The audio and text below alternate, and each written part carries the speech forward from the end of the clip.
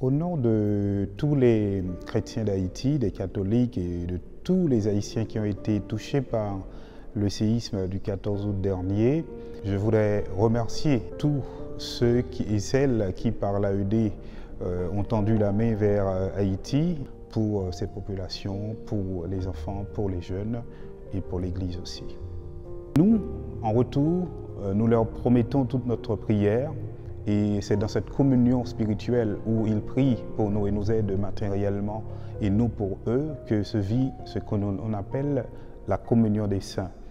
Les récentes nouvelles d'Haïti donnent en tout cas de l'espoir par rapport à ceux qui s'engagent dans cette situation, permettent aujourd'hui d'entrevoir l'avenir.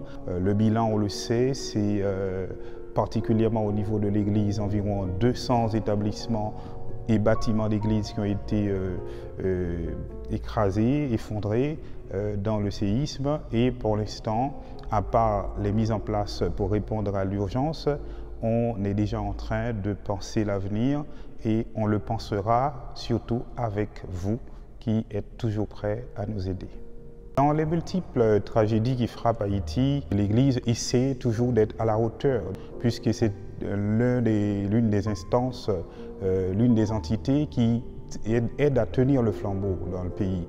Il y a beaucoup d'endroits où l'État n'est pas vraiment présent à travers les services fondamentaux et c'est l'Église qui est présente pour apporter ces services. Outre le travail d'évangélisation, nous sommes là aussi pour permettre aux enfants d'aller à l'école.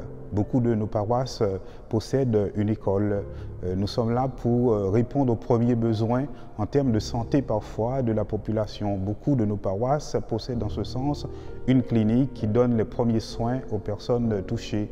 Donc voilà, c'est le travail que l'Église essaie de faire auprès des victimes et dans le pays en général qui vit une situation très difficile de son histoire. Le témoignage qui m'a surtout touché, quelque chose qui m'a marqué dans cette période d'épreuve après le séisme du 14 août, c'est cette attente qui reste très grande et cette confiance des gens dans le travail que fait l'Église, dans l'aide que l'Église peut apporter, dans la présence de l'Église. Je crois que l'aide reçue par l'AED et qui est l'aide offerte par tant de bienfaiteurs, c'est une aide matérielle qui atteint son objectif et qui va continuer à supporter les victimes et l'Église en Haïti.